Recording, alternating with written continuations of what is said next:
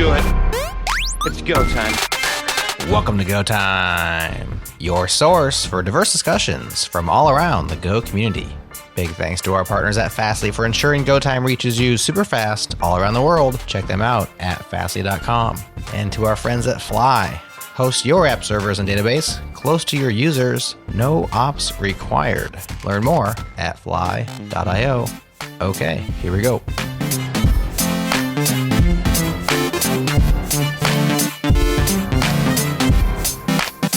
Hello, everyone who is joining us live or listening to this recording later on. We are happy you are here to listen and maybe participate on Slack if you're actually joining us live on the topic of diversity at conferences. I'm here with Chris Branshaw. Hey, Chris. Hey, Natalie. How's it going? Good. It's been a while. Yeah, it's been a very long time, and so excited to be back. I'm happy to co-host with you. We are joined by two guests from two Go conferences.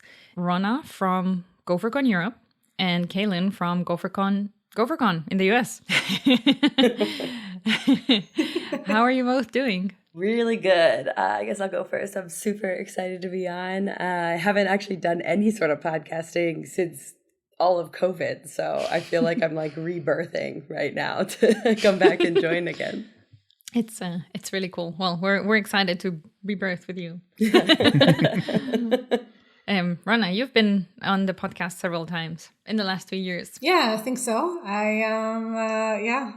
My first time I got the Unpopular Opinion Hall of Fame. I got into that, which is not a thing. But, things are never a thing until they become a thing. So I do think they are a thing. So I think it's a thing, right? It's most definitely a thing. It's most definitely a thing.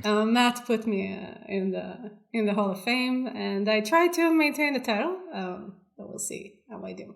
So, Ronna, you like introducing yourself, saying that after 20 years in tech, you know that people are the sum of opportunities that they've been given. It's a very cool thing to say. I am the sum of opportunities that I have been given. Well, it will be interesting to hear about the opportunities you're given, but you are a gopher before anything. You are a Google developer expert for Go. You are the organizer of Women Who Go in Berlin. Well, not because now I have a co-organizer. So congratulations. Am a Women Who Go. Yeah, congratulations. That's huge. And you are heading the diversity scholarships at GopherCon Europe for 5 How long has GopherCon Europe been going on? I know that answer. you should know. you should know. That's how well I'm doing in job interviews. So, yeah, 6 years in one. Tell me about yourself. That's wonderful. Kaylin, you are the GopherCon US chair, and you are participating at the Recourse Center developing a suite of programmatically generated 3D products covering astronomical data and astrological storytelling. Yeah, it's like a whole mouthful, like the whole way through, and I've never figured out a different way to describe it. But the TLDR for that is I'm printing like a lot of space things, and it turns out you can programmatically generate 3D prints. There's a tool called OpenSCAD, and that's kind of the only way I think you could do a lot of astronomy type pictures and prints and models of different, nebulae and solar type stuff. So that is what I've been working on. But yeah, the title is like incredible. It makes me feel cool. Yeah. No explanation necessary. Just like a long pause while everyone thinks it over for a bit, and then you get there. It's amazing. You're also in the meetups businesses. Yeah, I did. So prior to Go, I did Women Who Code down in DC, and that was probably my biggest community organizing group. Was the founder back in 2013 or 2014. The years thing, I'm like, I don't know. I have no idea how long anything has been. I was doing that for 3 or 4 years, and then came into Go and have done more tech conferences and speaking and stuff like that, which has been fantastic. I've learned and loved a lot. And you worked at Capital One on distributed systems and banking applications. Yeah, tons of, if people want to talk about banking and distributed systems, that like and mostly just like working with Go with medium to large sized organizations. That was probably one of the highlights of what I did there, which was really fun. Yeah. I think you two are subject matter experts. So what are the efforts that are happening out there at conferences for making diversity better, both on the attendees front, both on the speakers front, maybe other fronts? You can share from the conferences that you're working with. You can share from other conferences in Go that you have attended. All the answers are interesting. Yeah. I can start a little, but maybe we'll go back and forth a bit. So I specifically joined the GopherCon chairs team focusing on diversity, but especially a look at neurodiversity and how we can bring more of that into the conference, both in speakers and attendees. And it was this funny, one of the organizers, Heather, we had worked with a little, I had spoken previously, I did a little bit of emceeing, and at some point I must have said to her, like, oh, sorry for that, like, impulsive thought I just said, I have ADD. And she was like, what, really? And then sort of for like the next few months was like, hey, do you want to help us organize? And like, let's figure out. She was like, I've got some ideas about how to make this more friendly, how to make this more diverse in that mindset too. So that's a lot of what we're looking at this year, both in how we can bring it in for attendees to be more comfortable and maybe just learn while they're at our conferences. We are looking at a few other conferences. I've got like a short list of some of my faves that I use for inspiration, but just really trying to think through how to add that additional sector of diversity into the conference space of GopherCon, which is fun. A few years ago, I would not have thought I would have been focused on this because I did not realize. But yeah, it's been cool to go through it all now.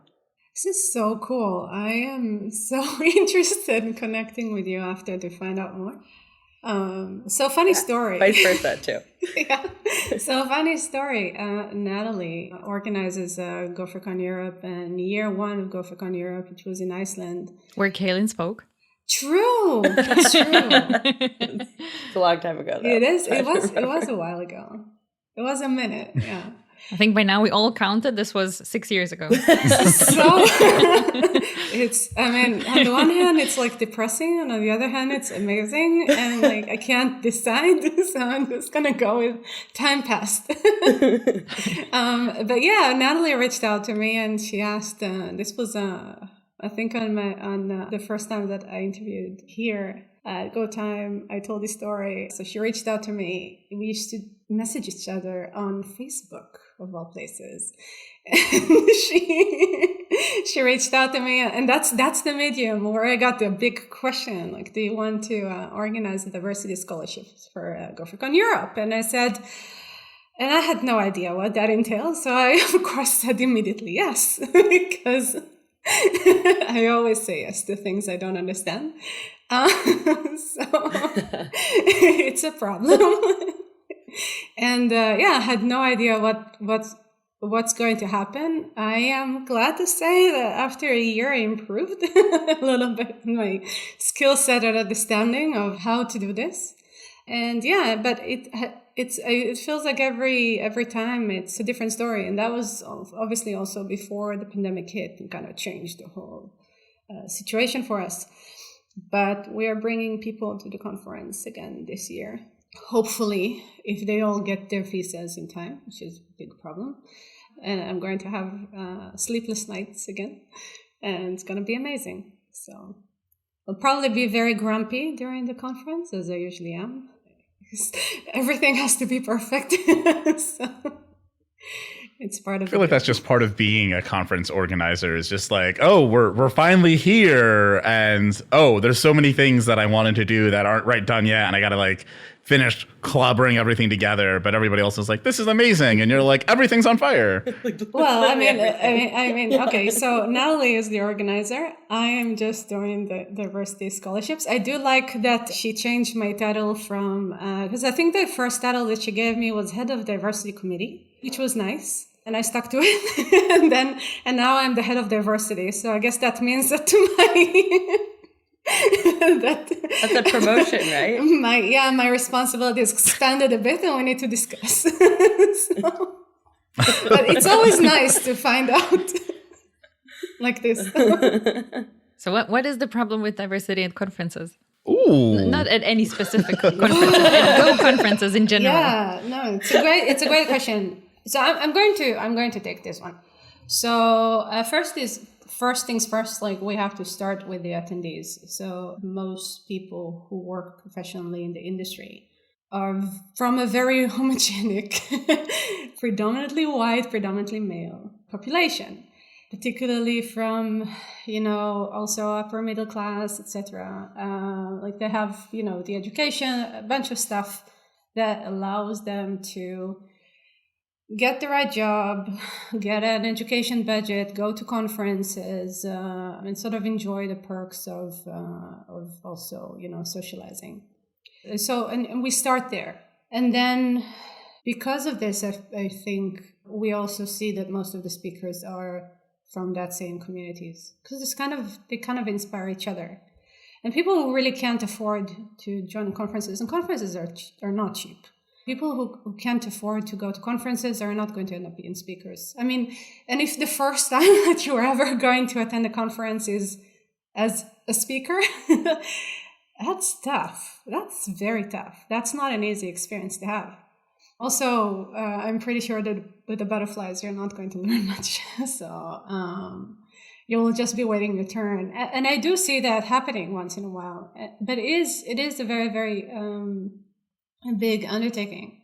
And, there's more. But I do think that what it really boils down to is money. And that's why we have meetups that can be very diverse, but then the conferences are not. So Chris promised to make the most controversial comments of this. So I'm going to start out with something that might be a little controversial, see if they can top it later. But this is more a thought that I've had over the last couple of years, where I ended up in an organization where there's actually quite a few really strong women engineers. Really strong meaning like running the infrastructure, the people you call if things go down, the ones that have a lot of the answers for how to move the project forward day to day. And this was kind of new for me, primarily because I hadn't really worked with many women before that point. So I don't have a massive data set, but it made me start to think around. I noticed that when these women would want to go to a conference, they would very quickly start to think, well, what's going to happen when I'm gone? Like if I take a week off, I already wanted to take vacation some other week, and now I'm going off on this conference, and this project really relies on me. So it becomes this headache that they may or may not be thinking about. Like they may not need to think about it that way, but they are.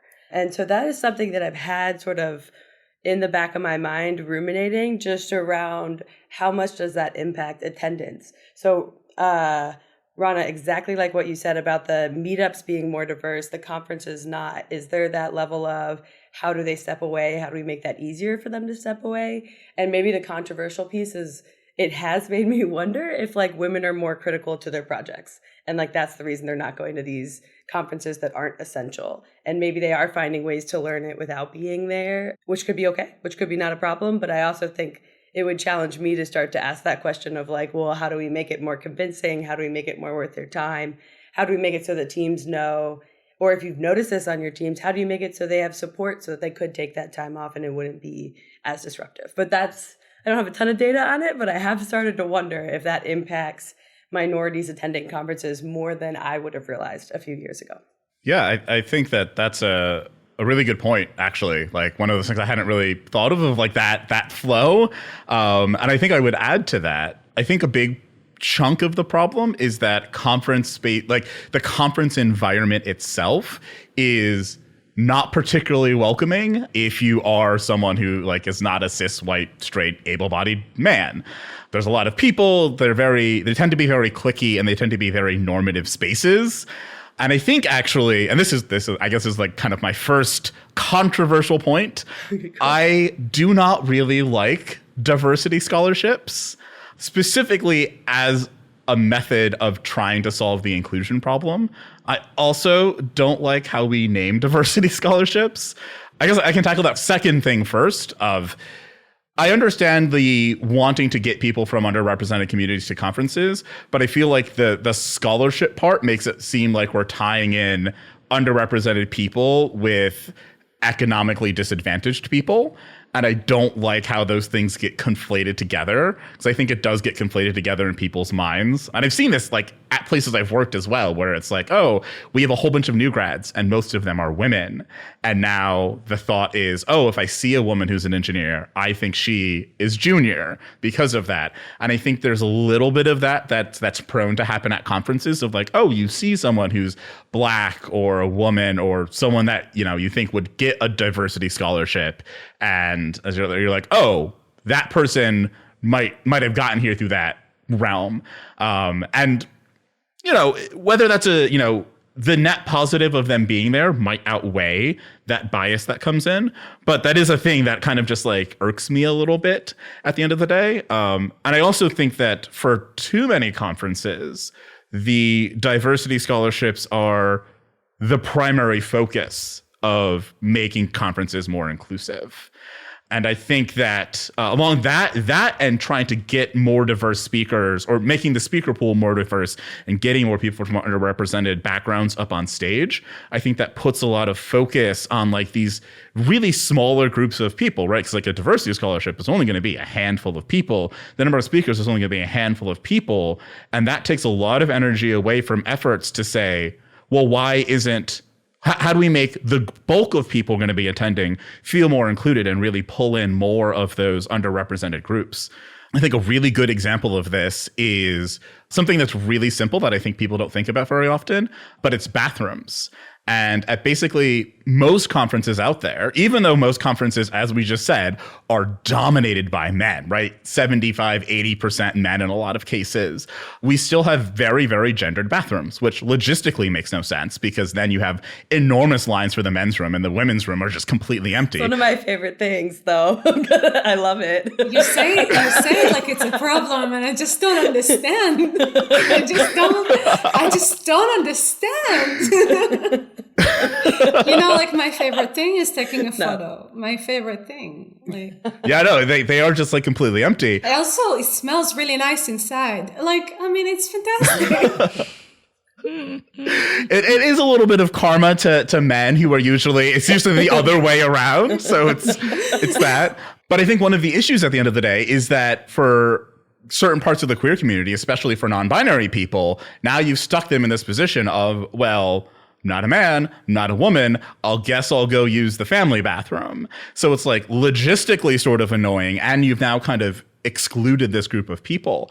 And I remember I was talking to someone who's an organizer of I think HashiConf, and they mentioned to me that one of the things they put in when they're looking for a venue is, can we make all the bathrooms gender neutral? And if they can't, they say, oh, this is a deal breaker. Like, we're not going to do this.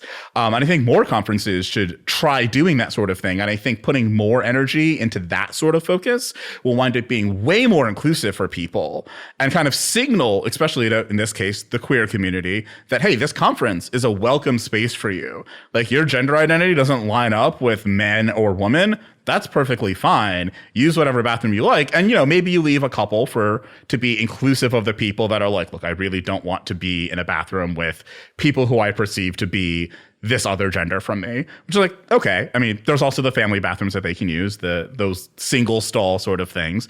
So you maybe have like one or two of the bathrooms that are for, people that really, really want to have like a men's room or a women's room, but you make all the rest of them ones that are for anybody. It's just, I don't know, just go in, use the bathroom. And I think for the most part, nobody's really going to care.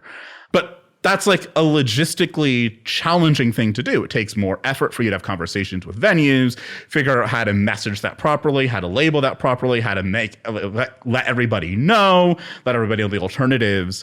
And I think there's a ton of opportunities like that. But I think the bulk of diversity and inclusion energy usually goes into these kind of shinier and flashier things of, oh, look, we got more speakers up on stage, or, oh, look, we got to fly in some people who wouldn't be here otherwise. I have so much to say. So you said a bunch of things, and I can understand how this is what this will be perceived as. But women are perceived as juniors because they are statistically stuck in junior positions. So if I quote my own presentation on the topic, women are stuck in that position because they're not promoted very slowly, or end up leaving tech altogether. Which makes them, and there was a survey that was created by HackerRank that checked what is the likelihood of a woman to be in a junior position was incredibly high. Like we're talking the 70-80%, something like that. And and it has to do also with a huge retention problem. So in that, I don't actually think that we're going to change anything by bringing a bunch of women into a conference, and people are going to say, oh, look at them, they got a scholarship. That's why they're probably juniors, because they got a scholarship to come here. The other thing that I wanted to say, and then we have the people who could be seniors, and then we need to think about how they spend their money. And I kind of noticed that around me. So when I look at the women around me, when I look at not just women, also immigrants from, from India, from Africa, who came to Germany, what they choose to invest their education budget on is German lessons and courses, sort of professional courses that will get them to that, next position, next job, get them the recognition that they need desperately at work. So they're not likely to show up to a conference. That's just how reality works for them. So again, I don't think that we're actually changing the perception about people just by giving them scholarships. Like possibly, but this is not something that I'm going to lose sleep over. So then we have the scholarship itself, right? So, I mean, you didn't say it, but I'm just going to say it. Tokenism, right? Oh, you're here and you got this, because you are this, and that. I walked into, for 20-something years, like I've been walking into rooms full of men. And very specific, by the way, type, like not just. The end of the day, if there is no meritocracy, not really, and people are not there based on merit, then they did get those jobs. They did get into the room because they are tokens. We are not the tokens. We have never been the tokens. Like, my dear, we have to let go of this idea at some point, And regarding the speakers, so this is something that I forgot to say earlier, and I do think that it's something that I've been bringing up a lot with people who organize scholarships. I think Natalie heard me also. Conferences. I think Natalie has heard me say that a bunch of times. By the way, Natalie, jump into the discussion whenever you feel like it. I know that you have a lot of opinions. I have a phone full of them. So even Facebook. Not just Facebook. Even Facebook. But generally, what I noticed that, through Women Who Go, people who apply to submit a talk to conferences, they often submit talks that are very specific to what they do. Because to be very successful and be, let's say, a woman in this industry, you're probably a unicorn. You're probably a bit unique. And that means that you have, your own ideas and thoughts about what's interesting. And that's probably how, or what you, like they do some niche stuff and they try to submit it. And then they get rejected. Why? Because it's not mainstream enough. Not many people know it.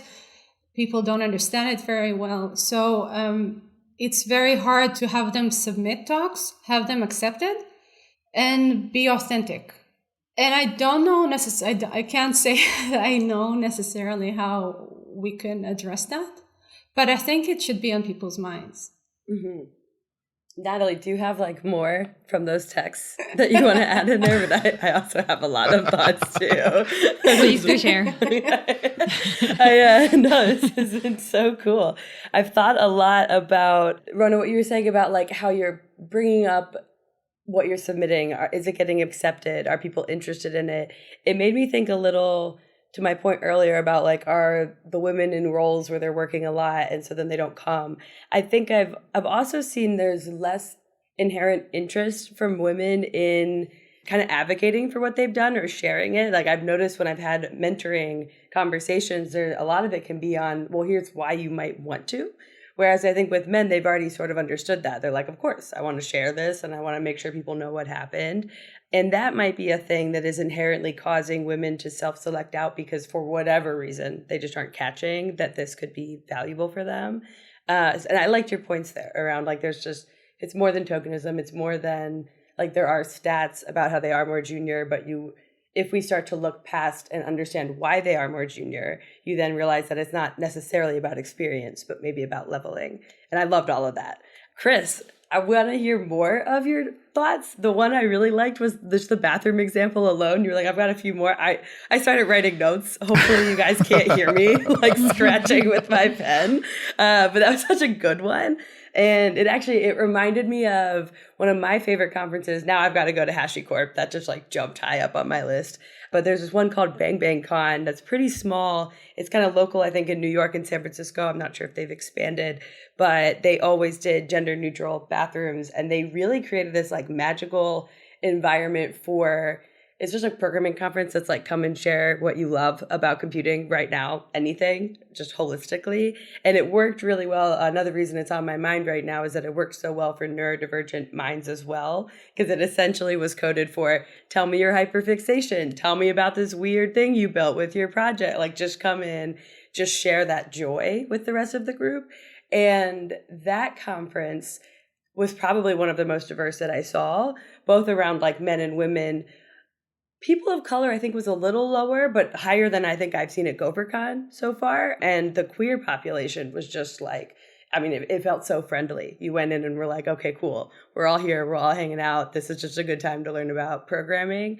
And so I think, weirdly, your gender neutral bathrooms was something I've kind of forgot about being in COVID away from events so much. I'm like, that's right.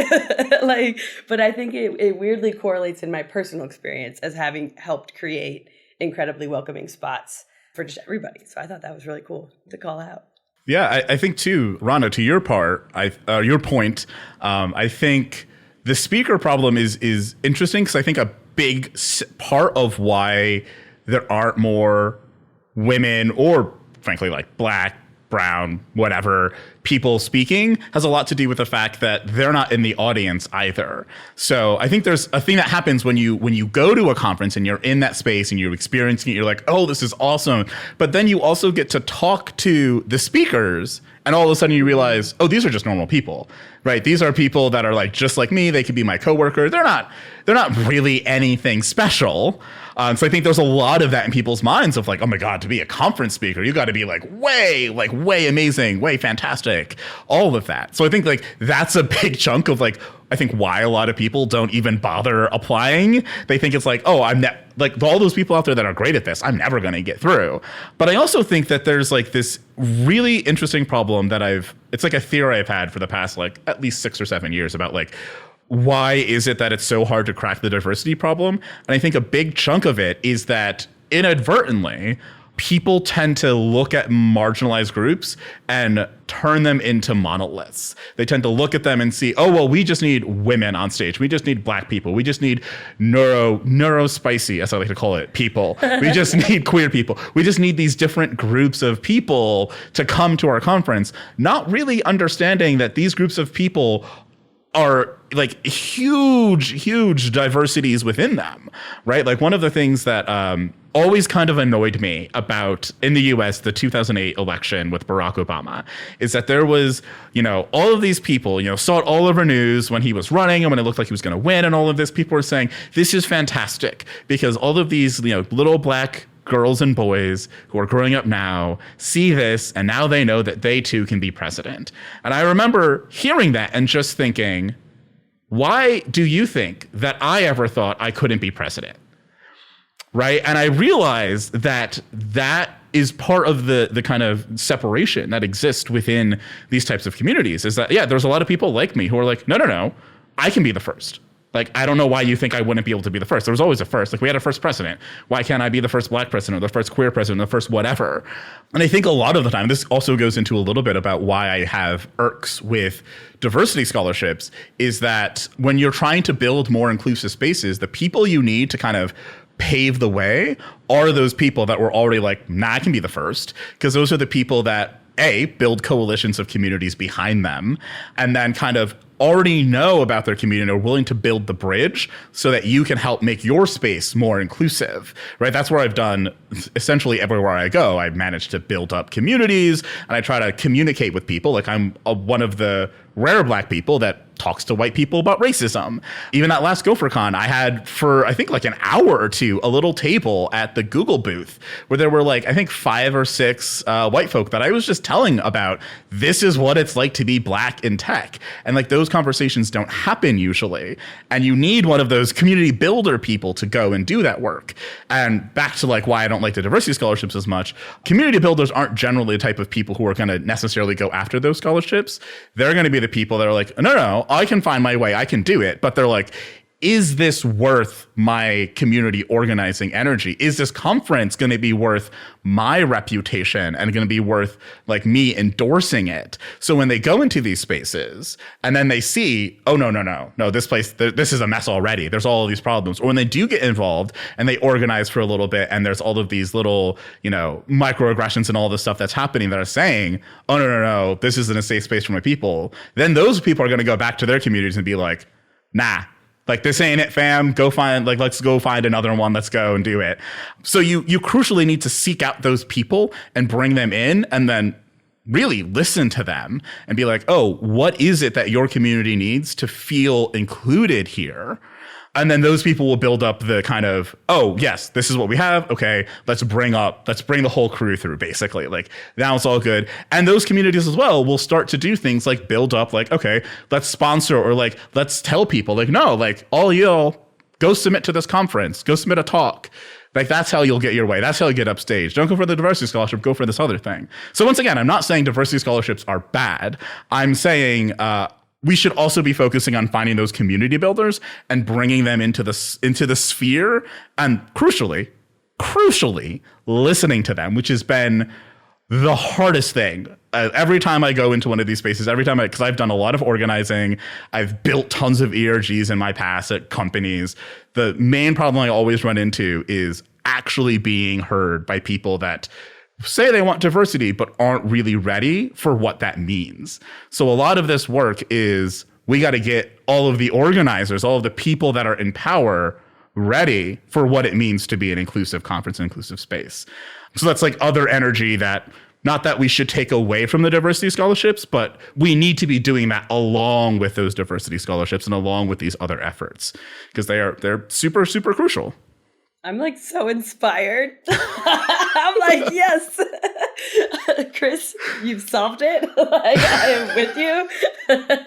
No, I love the like, I'm picturing, right, how do we get the community builders in? And I think you're so on the nose that the organizers are going to say, I'll figure out how to get there if I really want to. But if we say, no, like, we need you here, so we want you to come here. And we also have scholarships that, like, one, we would love you to help us recommend who to be bringing in, who might need it. Like, if you've got contacts, you can solve some of this for us. And then just those in need, finding a way to get them there. But I think that community organizer tip is fantastic. Part of me is like, wait, I know in GopherCon a few years ago, we would do the pre-conference, we would bring in people who've contributed to the Go language and do some pretty great day-long sessions with them, and getting feedback, how do we make it easier, etc. I don't think we've ever done something with organizers of technical groups, and especially if that means like Go groups, but also outside of Go groups. I think like just groups that are tangential, maybe like DevOps, maybe other sorts of similar organizers, and bringing them in and saying, how do we get you in this room and how do we get you in this conference? But I think that's such a huge opportunity. I feel really, I'm like, okay. Okay, I love that. I don't know, I can't speak for everybody, but I'm jazzed. I think that's cool. So GopherCon Europe, what we do We actually have multiple criteria, and one of them is community organizers, but we have multiple criteria. I'm not going to explain the entire thing because that would open it up to, cheating the system and stuff like that. But, Oh, true. it's like, the criteria based on which the committee ranks application. What we try to do in the end is to change the makeup, and I think we can all agree that to change the makeup of the community, especially the Go community, but the industry, we're going to have to bring new people in because right now it's not diverse. So we're going to have to bring new people in, and we're going to have to create opportunities for people to also grow. So that means that, and I think it's kind of like implicit then that scholarships, or our scholarships at least, they go to people in different stages in their lives. So we have seniors and we have, people who are beginners. So we try to sort of, bring a good mix of people to really create these kind of opportunities that people need. Obviously, 10 people here, 10 people there, that's not going to dramatically change the industry. What I try not to do is to sort of, create this kind of pressure on people that essentially says like, okay, I'm going to, we're going to invest this in you, but you're going to, pay us back. I said this before. Well, I wrote this before, and then Natalie read it out loud, that I am the sum of all the opportunities that were given to me. I've been around this industry for a while now, and I feel kind of, ancient in that. I used to think that I was, very talented. And the truth is that I'm okay. Probably, maybe slightly above average. I don't know. Like on my good days, my bad days are horrifying. Don't get me started. And that's and the truth is that so many things would not have happened the way they did if certain things that have happened to my friends have happened to me, or certain things that happened for me didn't happen. There's so many small things. I didn't even sign up to study computer science, and I was accidentally accepted to it. I don't know, there was a problem with my registration. Apparently I wrote that I submitted that I applied to both math and computer science. I didn't even plan to do this with my life. And then my mother saw that I was accepted, and she was like, oh, my daughter is going to study computer science. And that was it. And that was it. There are so many small things like this that happen, big things like that have happened to me. The truth is that, we talk about privilege, but I think people talk about privilege sometimes as luck and other times as, you're being spoiled. And I think the truth is somewhere in the middle. What I don't want to create is sort of, I want to give luck, to spread the luck around. I don't think that it should be just Ronna. I just really wish that, more people were as lucky, and then we will see how far they can get. And that's essentially what I'm trying to do. I'm trying to be very pragmatic here. I gotta say, I hear the discussions around inclusion. I do.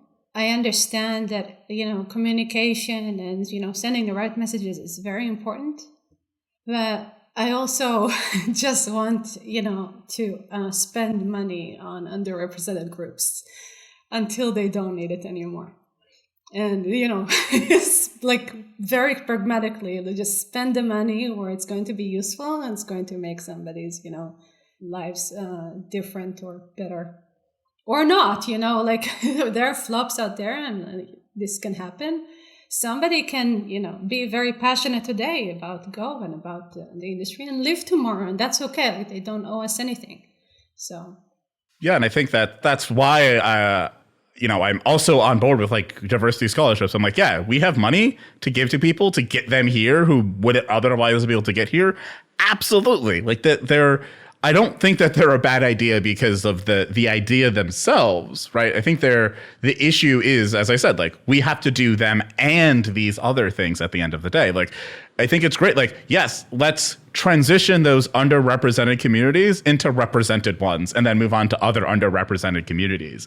And I think a big chunk of that is, okay, we have the funds so that we can bring members of these underrepresented communities in, but then we also have to, it's not just bringing them in, it's also making sure that they want to stay. Like, I think a big problem with women especially, but I think also people of color in tech is that we have and one of the reasons why there's so many junior people of those backgrounds is that they're excited, they come in the door, and then they just get crushed. Day after day after day after day after day. And then once they hit that decade mark, once they hit 30, they're like, I'm going to go farm instead of this. Because this is just like... Anything is better than this. Anything. Nothing is better than this. Yeah, it's absolutely soul crushing. I mean, like, for me too, like, I am definitely a unicorn in this industry, right? I am from both parents, second generation software engineer, which is really rare for an industry that, like, we're on the third, maybe fourth generation. So that's crazy. But also because of that, I have a lot of, like, I guess the technical term for it is generational trauma, but a lot of, like, before I got my first job, my dad said to me, like, watch out for racism at the jobs when you enter this space. And my God, was he just so right in that I do not think that I have had a single job where I haven't faced some pretty severe form of racism or heterosexism or something like that in, like, just trying to exist in that space. Things that, like, it's so normalized within tech. It's so normalized in these spaces that I'm just like, oh, I guess this is it. And I go talk to my, black friends that aren't in tech, and they're like, you sound like you're in the most toxic place in the world. What? Get out, friend. Get out. This is ridiculous. Why are you putting up with this? And I was like, oh, this is just how it is, It's just that's just how life exists. So it's like, I'm happy that we can get people in, but if we don't fix those underlying problems that make it so challenging for people to exist, then those people are going to come in and then they're just going to go right back out. And that revolving door problem is, like, the consistent thing that we really, really, really need to solve. And so I think we've done a really good job with getting people in the door. Once again, things like diversity scholarships, new grad programs. It's great that we do have so many junior engineers who are women. That shows promise. But why aren't they becoming senior? What is preventing them? And I think a lot of the time we frame it as, oh, well, they've been held back. And I think that does a disservice to marginalized communities, because I think way more often it's we decide to leave. And I think that narrative is not the one that is talked about a lot, because it's not something that a lot of people are comfortable with, thinking that it's like, oh, it's not us holding them back. It's them looking at all the money that get paid and all of these other perks and saying, I'd rather make a third or a quarter of the money to not deal with you.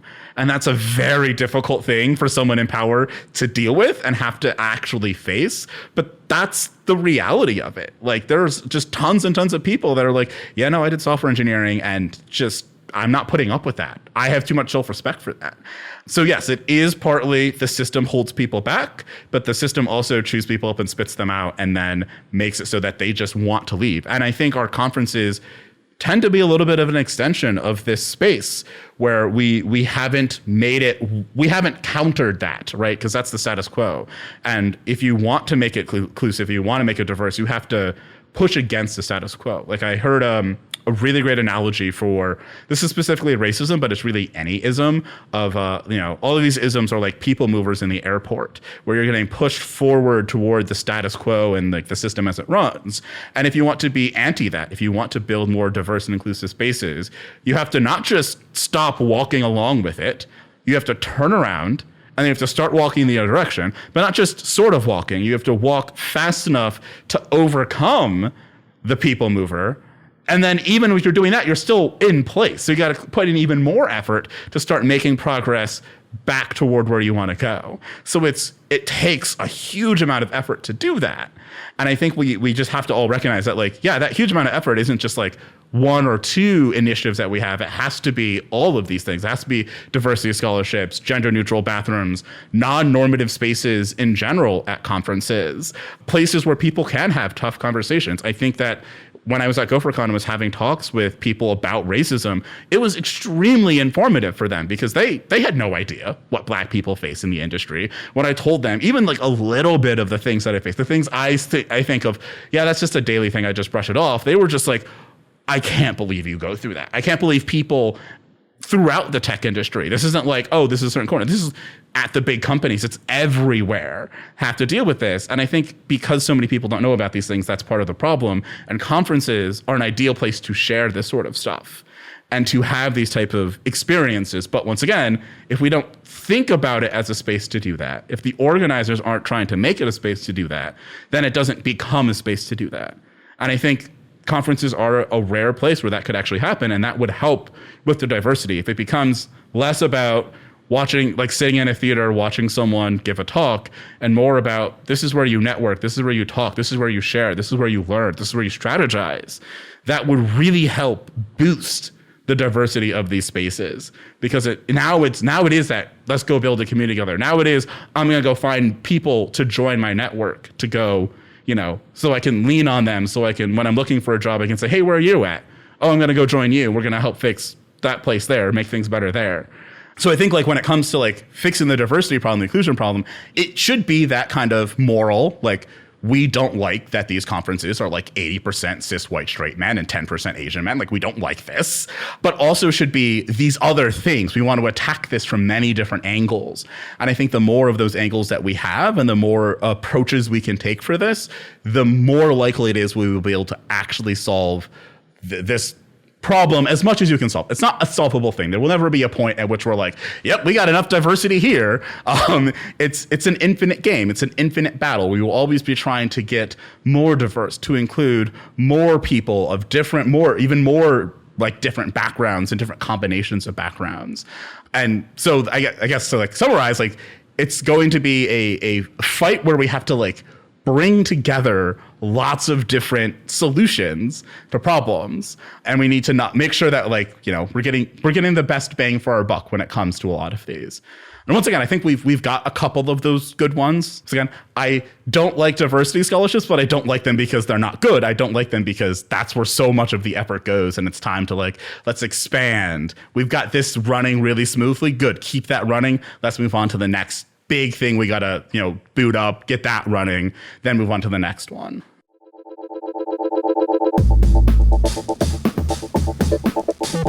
It is now time for a changelog news break.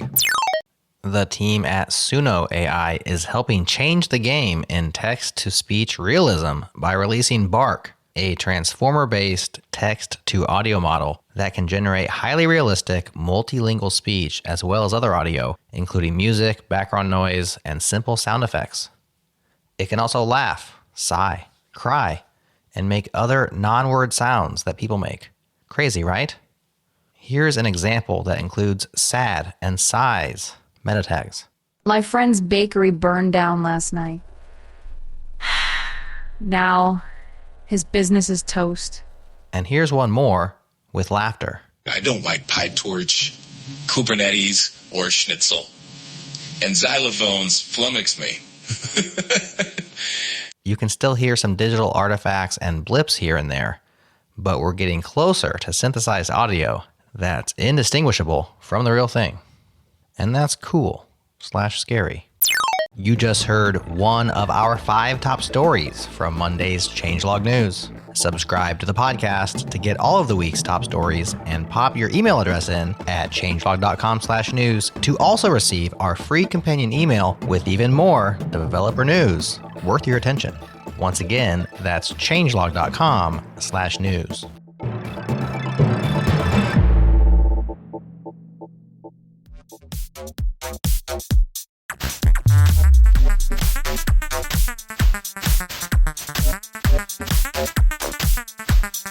Well, for me, one takeaway is we have a table, like roundtable session. This is a really good segue to my second question.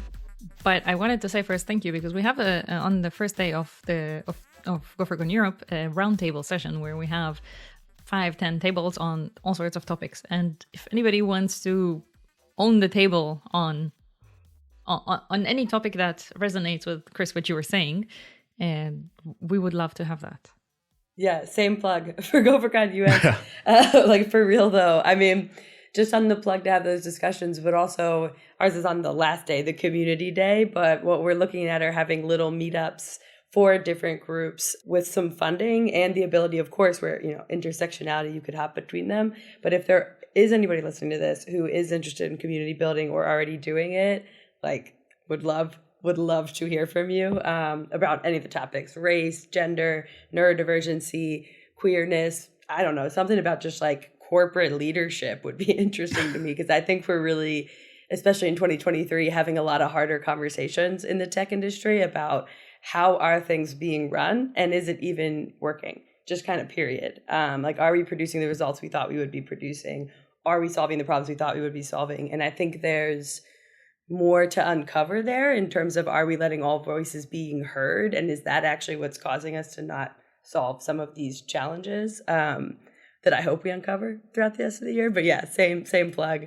And if you want to do both, one in the US, one in Europe, that'd be awesome. Then we can get some contingency, but it'd be very cool. I have to say to this, so Chris, you're not going to be surprised, by the way, but what I'm going to say is that the Black community in tech is not researched. It's not researched. And women in tech are researched, but the truth is that most of the numbers that we rely on are 20 years old, and therefore don't actually tell the story of the industry today. So it's very, very hard to actually tell, if we are going to be how we produce results and how and what's going to actually produce results. And everybody just wants results, which is fantastic.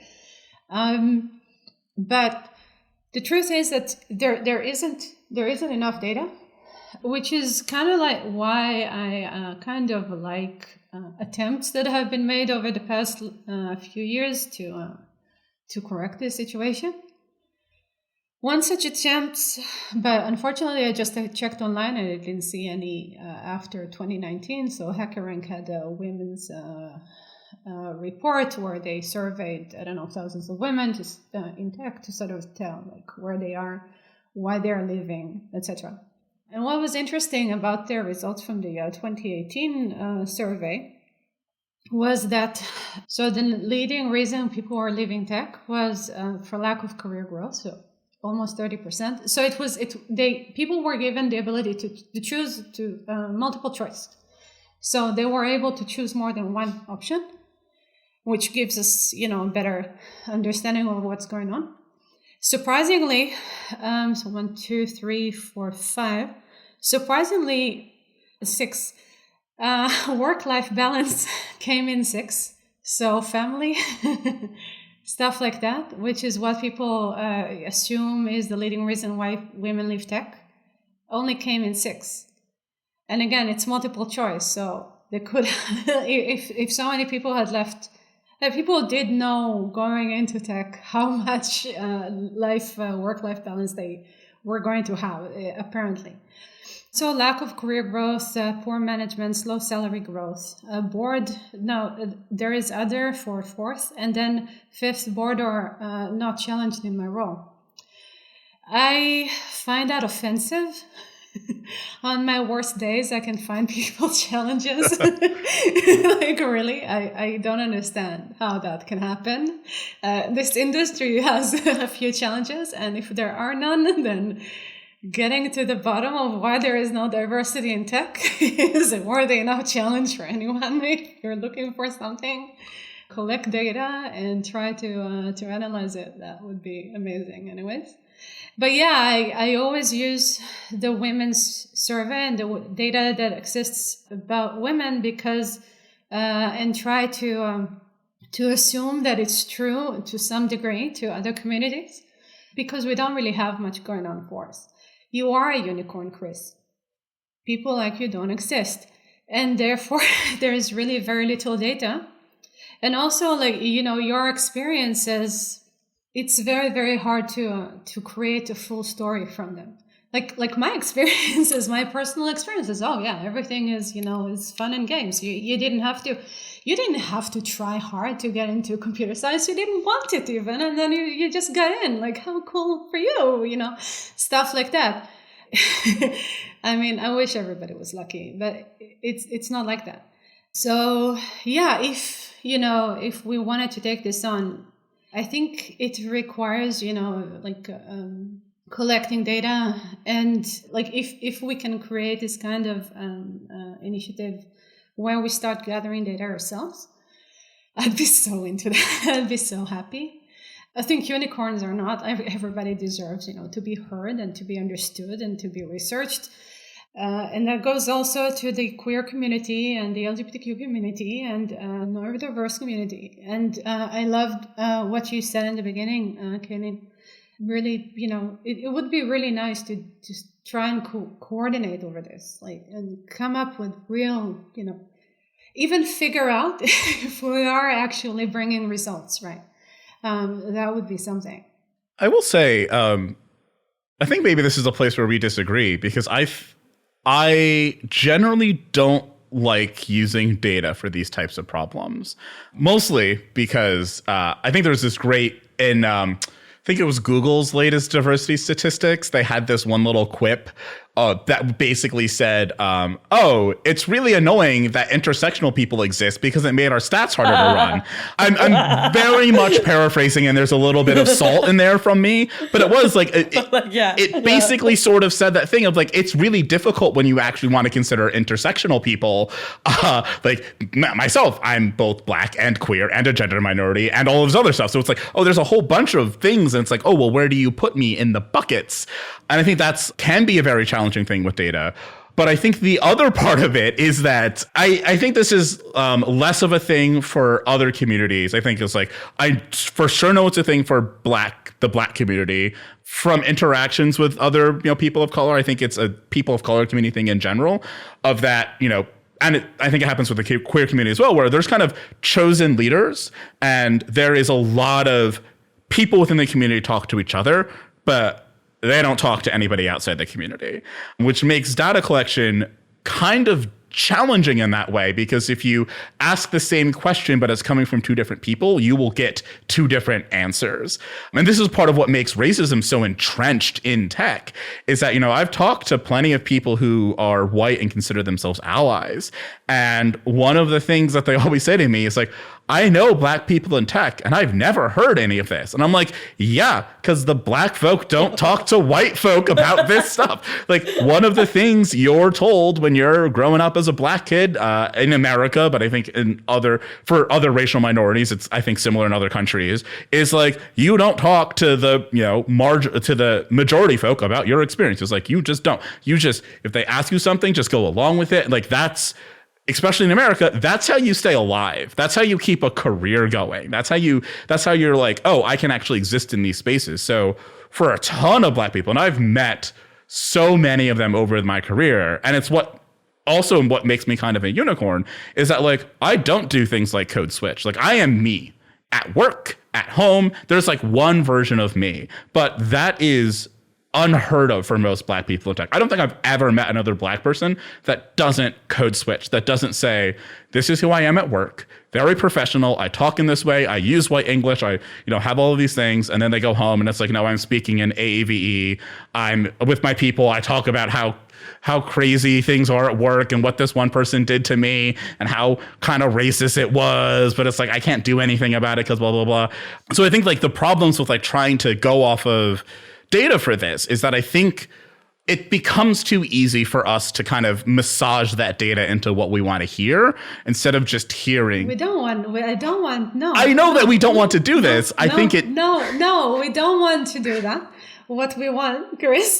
So tell me, because a metric exists out there that is going to allow us to decide if we have changed things for the better. It exists. We can tell if the makeup of the Go community has changed. We can tell if there are more people of underrepresented groups in senior positions and leadership And not just leadership, by the way. One of the things that when I looked into it, one of the things that surprised me was like how low the glass ceiling actually is. It's in the most junior leadership positions. But we're talking team lead, tech lead. That's it. That's the glass ceiling. It's very, very hard to become head of, or I don't know, like it's really whatever companies come up with today with very crazy titles too. Say manager of managers. To become a manager of managers, very hard in tech, apparently. I agree, yeah. But the metric exists, so we don't have to tell ourselves stories to, convince ourselves that we're doing something good. Like that's not what it's about at all. The idea is actually to collect data that doesn't tell a story, that will tell us whether we changed something and we made something a little bit better. I mean, to me, it's a very worthy cause. I'm not saying we shouldn't collect data. I think collecting data can be useful. I'm just saying we need to be very careful with the data that we collect. Because I've run into this many, many, many times where it's like, oh, well, I get that you're talking to like literally every single Black person that works here, but our data shows, and it's just like, no, like that's not how this works, right? It's like, yes, your data might show something, but like, what were the methods used? I think, maybe we are agreeing a bit here. And who asked? Yeah. What did they ask? How did they ask it? Like, those are the media. Yeah. I'm not. I realize I might have sounded like I'm against collecting data. I'm not against collecting data. I just want us to be very, very careful about how we collect data, and understanding too that intersectionality gets real challenging, but also the existence of passing gets really challenging because, I mean, this is for every single group, right? Lots of queer people can pass for straight, neurodivergent people can pass for neurotypical, Black people can pass for white. So it's like there's all of these things of just like, oh, well, do we really know how many of these people are at these higher levels? And like, how do we? It has to be self-identification most of the time. So there's a lot of tricky things around all of these. So it's, but I guess, you are right. We should be collecting data if we're doing it in a very well-intentioned way, which I think if you were running the data efforts, I think that, yeah, we'd be great here. My worry is putting this data collection stuff in the hands of people who might get a little too, I mean, like the Google diversity stats, or like really any company's diversity stats, where it's kind of just like, big yikes. We're like, no, we're doing great with women now. And it's like, have you talked to any of the women in your company? Because I don't know. I don't think so. This really sounds to me like a new episode, which is my favorite way of finishing episodes. So yeah. There will be a part 2. Thank you for this interesting derail. I want to finish with one question before we jump to the unpopular opinion. So, a round of recommendations. If you can each one give like 1 or 2 recommendations for people, yes, from the diversity scholarships who happen to or maybe attend this for the first time, as first-time members kind of the community. So this time wearing not your conference organizer hat, how can you do better, but actually as a person who's attending this for the first time, and maybe because you got budget, maybe because you got invited to a scholarship, what's the one thing you should do to make sure you don't go in and out, but stay on the other side of this rotating door? Get a job. And if you already have a job, get a better job. In the conference, it might be a bit much, but maybe do you mean something like speak to everybody, or like what's a concrete tip that you can give? Okay, I've got one. I would say to challenge somebody who's new to both speak to one speaker who they think like they resonate with for whatever that reason is, but just talk to them and specifically bring up like why you resonate with their talk or them as a person, etc. And then one person who's not a speaker, but seems to be like a community person, seems to be well connected at the conference. And I would just put that challenge to be like, just push yourself, go talk to 2 people of those types of categories and see, hopefully, if you get a connection of sorts from that. To give a quick story, didn't even connect, but one of the first GopherCon, I made the very dumb mistake of ending up at Google's conference in San Francisco. What's their yearly conference? I don't even Google I/O. Yeah, I.O. I went there thinking I was going to get the Go content, and I showed up and was like, what in the Java is like happening right now? And I tweeted something about it, and Dave Cheney actually liked it, and like we had not met, but for like years I was like, somebody cool liked my tweet, and like that stuck with me so hard to the point where I felt like I did know him, even though I definitely did not. And it encouraged me to like go the next year and things like that. But I found that often if you do, like you might hit somebody at a bad time, they're stressed, whatever. But like it's kind of a numbers game, or if you talk to people that seem to be having a good time, most likely you're going to find somebody you actually genuinely connect with, and that can really help in the future events. Yeah, That's a great tip. I have one too. I would say, obviously, if you're there for work and you have a requirement that like, oh, you have to bring back some knowledge, be on the lower end of this. But I would say spend as much time as reasonable doing the hallway track. I think a lot of people go to conferences to be like, oh, I'm going to go watch all the talks. Like for basically every modern conference, those talks will be up online after the conference. They will. Yeah, for like most of them. I think all Go conferences do that. Yeah, so it's like, I think spending more time in the hallway track, which is basically like, hang out in the dining den or whatever area, literally sometimes in the hallway, and just chatting with the people that are there can be hugely valuable. Because I think a lot of the time, those are the people who are, well, like probably more established in the community and kind of like, okay, yeah, I've seen most of this type of content before. I'm not really interested in a whole bunch of these talks. I'm just hanging out in the hallway.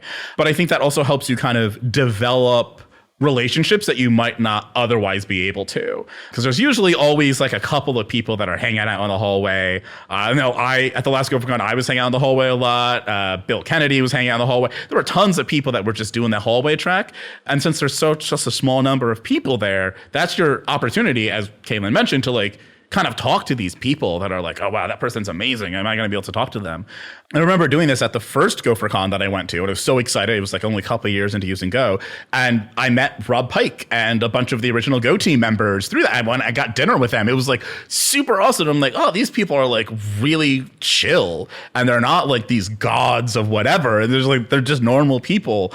And it was just like really illuminating being able to just hang out with those people. And the hallway track is absolutely a place where like you have a higher chance and opportunity to do that. So as long as, you can usually find a talk or two where you're like, I don't know if like I'm really interested in the two talks that are happening now or whatever, and take that opportunity to just like go hang out in the hallway, go explore, go just strike up a conversation with somebody. Yeah, if we are in the business of recommending people to talk to, find Ron Evans. Whatever you do, find a person with a Go bot. And if you have no idea what I'm talking about, you will know it when you see it. That's okay.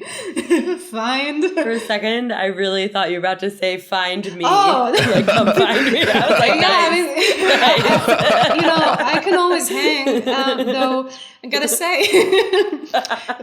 say that when... I think you're attending less conferences than Ron, though. Yeah, also, no, but I can hang. But I mean, especially like at GopherCon Europe, where so many people are coming in, and I am anxious, very anxious that to keep everybody safe and to get everybody from one place to another and all that stuff. I might be a very stressed out person, a very anxious person. Might not be all that much fun to, hang with, but we can try.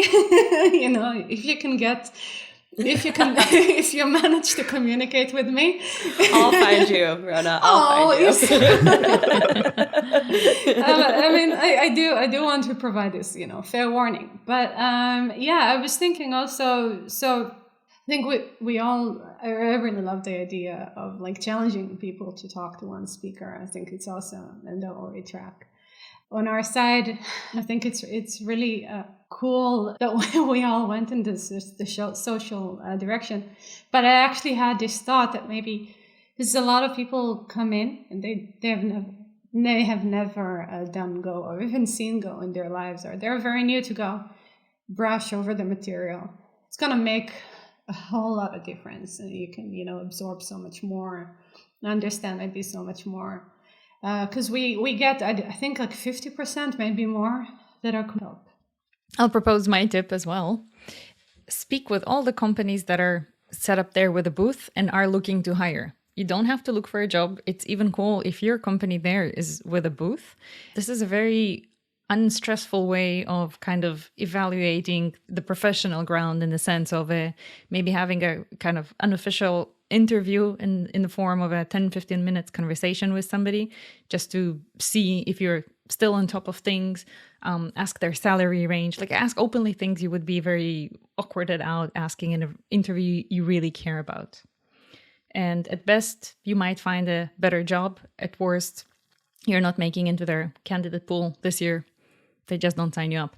But there's very little to lose from such a situation. And it's the same benefits you get from getting a connection with somebody, with a speaker, with a community person. You're also getting this on the professional level as well, because most companies there are also maybe for presence, but definitely also for hiring. And that's a very safe, in some way, environment and very uncommitting way of going about that. And that was not my unpopular opinion, but...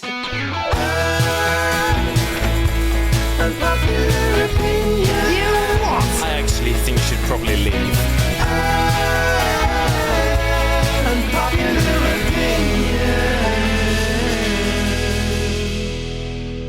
Okay, who wants to share their unpopular opinion? I can go.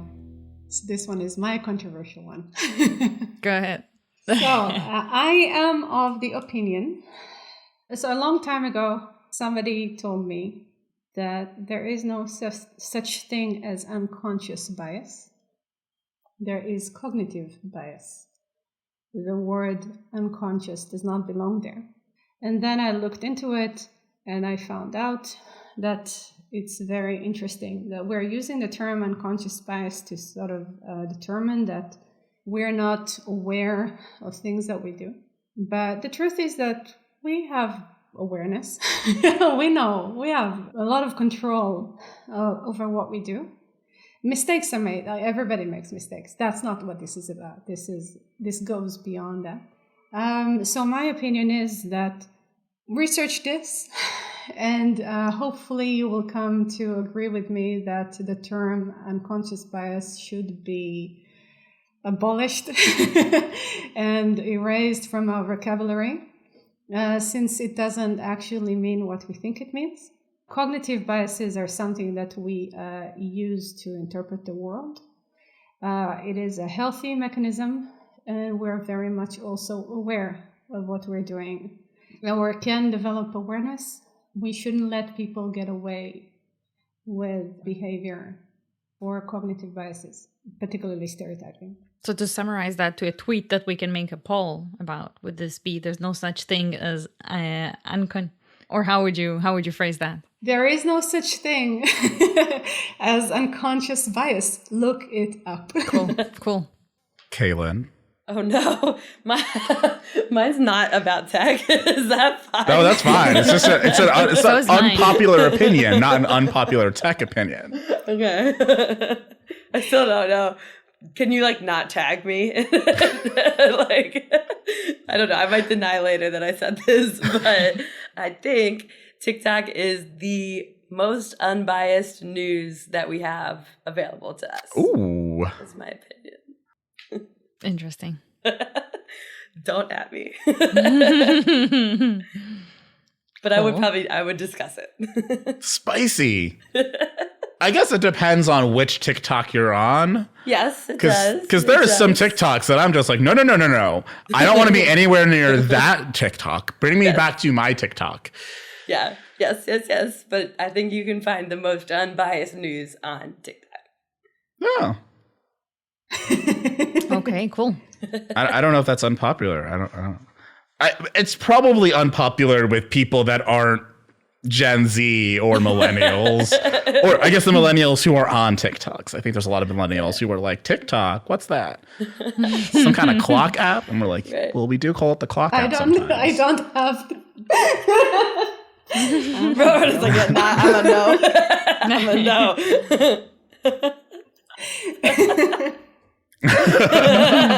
Wait, you need to hear my unpopular opinion first. Yes.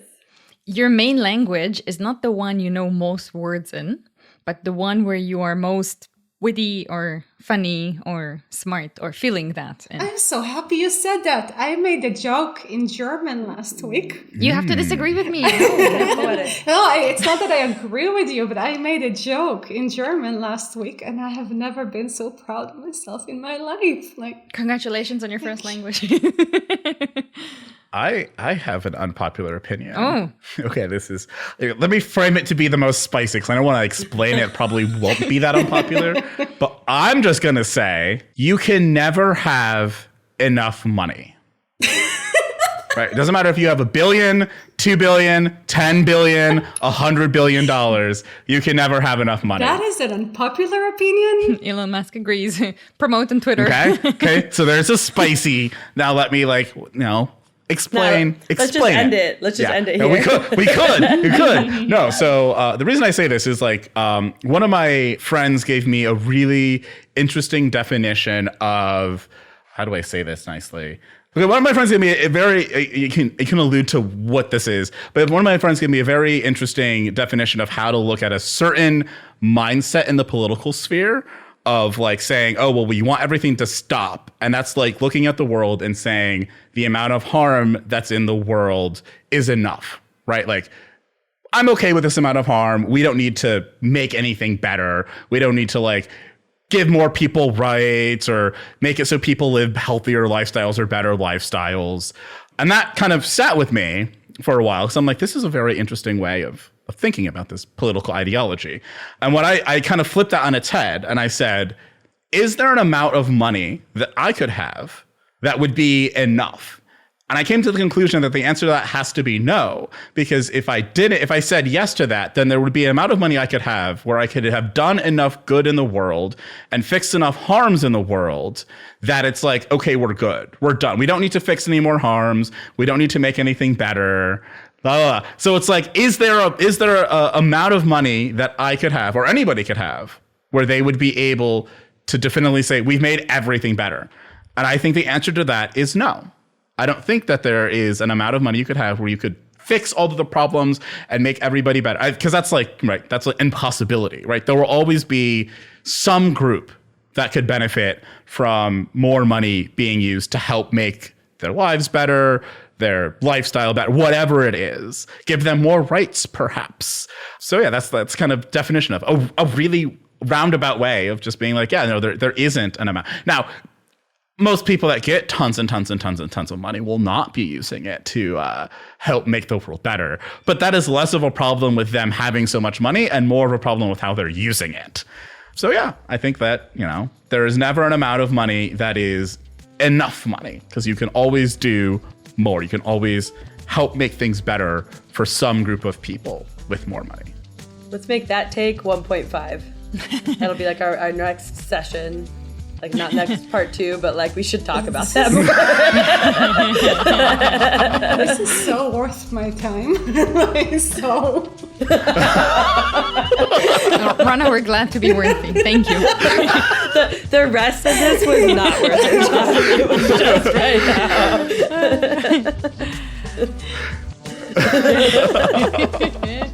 That was great. Thank you all for joining. That was really interesting and really inspiring. Definitely see you in part 2. Yes. Yeah, I'm excited.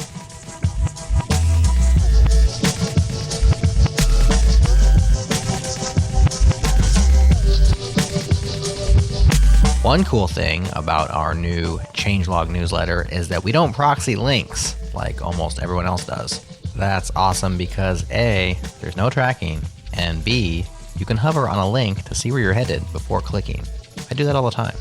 If you appreciate direct links as much as I do, pop in your email address at changelog.com/news, because the software world moves fast and we'll help you keep up the easy way. Special thanks once again to our partners Fastly and Fly for helping us bring you awesome pods each and every week. And of course, thank you Breakmaster Cylinder. These beats are banging.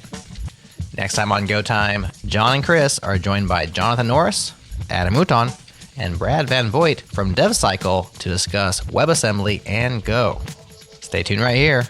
We'll have it ready for you next week.